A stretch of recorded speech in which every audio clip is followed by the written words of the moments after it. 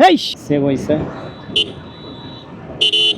হেই এই সাইকেল এই, এভাবে কেউ সামনে ঘোরায় নাকি? কি আজব লোক রে ভাই, কি বলবো এদের, আল্লাহ কি অবস্থা। এইভাবে হাত দেখাইলে হয়ে গেল একদম ক্লোজ টাইমে।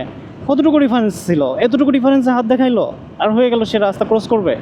আমি যদি আরও স্পিডে থাকতাম বা আমার জায়গায় যদি অন্য একটা ভারী লোডবাহী একটা ট্রাক হইতো, সে কিন্তু এইভাবে ব্রেক করতো না, সেটা পরের কথা। কিন্তু এটা কেমন কথা রে ভাই।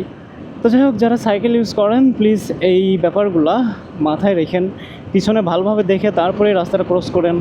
নিজের বিপদ তো ডেকে আনবেনই, পাশাপাশি অপরজনেরও বিপদের কারণ হয়ে দাঁড়াবেন আপনি, যেটা কোনোভাবেই কখনোই আমাদের কারোই কাম্য না। এটা হচ্ছে কপাল। রাস্তায় আপনি যতই নিজেকে সেফ রাখেন না কেন, আমি 60 কিলোমিটার/আওয়ার এই গতিটাই মেনটেন করতেছিলাম। যতই আপনি নিরাপদে অল্প গতিতে ড্রাইভ করেন না কেন, রাইড করেন না কেন, আপনার যদি কপাল খারাপ হয়ে থাকে, আপনি নিজের দোষে না অন্যর দোষে হলেও আপনি মরবেন। তো এটাই হচ্ছে পয়েন্ট। দেখলেন আপনারা আমি কতটা সেফলি ড্রাইভ করতেছিলাম, কি একটা অবস্থা হয়ে যেতে নিছিল।